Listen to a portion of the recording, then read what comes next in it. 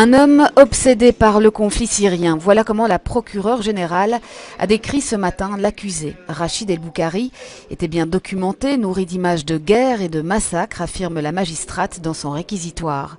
Sa conviction, l'incendie volontaire de la mosquée Rida est un acte terroriste.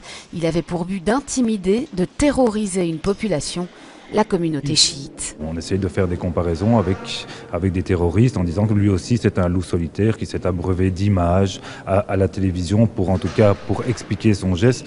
On est carrément dans un geste qui est différent. C'est un geste politique, stupide, ça c'est sûr et certain, et plus que stupide puisqu'il va mener à la mort d'un homme, et c'est la raison pour laquelle il comparaît devant la cour d'assises.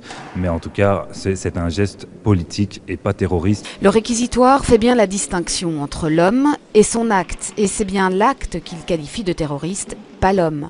Pour les parties civiles, la qualification de terrorisme ne fait pas de doute. Le fait de dire que c'est un acte terroriste, ça me semble une évidence. Mais au-delà de ça, je crois qu'il y a une intention de tuer qui n'a pas été retenue et nos clients ne s'en remettront, je crois, jamais, même si l'échelle des peines est la même. Je pense que nous avons un émouche bis devant nous. Comme l'a dit Maître Brottier hier dans sa plaidoirie, cet homme est éminemment dangereux. Place cet après-midi aux répliques de la défense et des parties civiles avant que les jurés ne partent en délibération.